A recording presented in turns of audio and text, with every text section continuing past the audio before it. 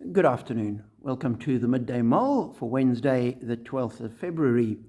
Reading through Mark's Gospel with McShane, we read chapter 15 today, talking about Jesus' trial and crucifixion.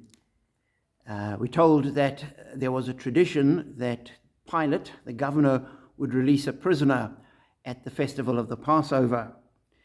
And the people come and ask him to do that. Reading from verse 9, Pilate says, "Do you want me to release to you the King of the Jews?" asked Pilate, knowing it was out of self-interest that the chief priests had handed Jesus over to him.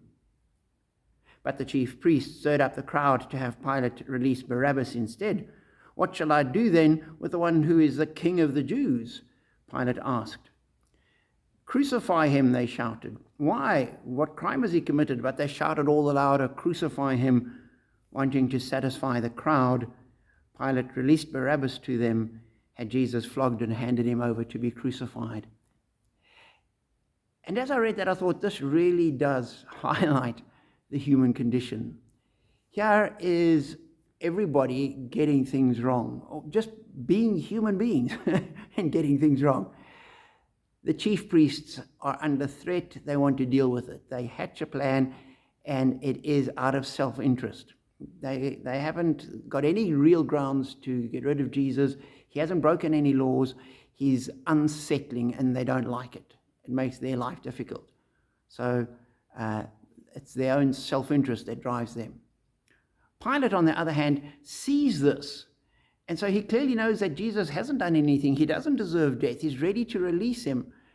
But he will do what the crowd wants, out of self-interest as well. They want Pilate to release Barabbas, and he says, let's not stir things up. Troublesome enough. It's just one man. Get rid of him. And he wrote it off. It was not a big deal for him. He dealt with it to his own self-interest. The crowds are there being manipulated. Pilate tries to manipulate them, say, "Shall I release the King of the Jews?" The chief priests manipulate them and say, "No, shout, we want Barabbas." And they were happy to go along with it. They was not sure exactly what their motivation was, but just go with whatever the crowd says.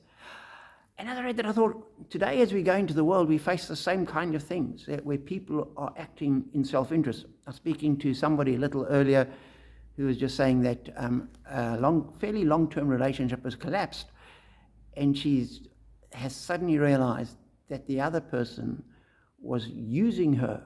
The whole thing was about what he could get out of it. Her eyes have been opened, and she wants to move on.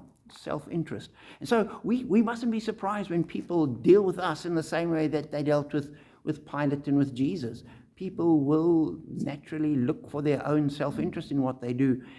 And when we're caught up in that, we shouldn't be horrified. We should almost anticipate it, because people are people, and human beings are fallen and sin-filled the way we are. And if you continue reading the story, the crowd then ends up mocking Jesus. The soldiers really let the full brutal humanity come to the fore, and you just see human fallenness all over it.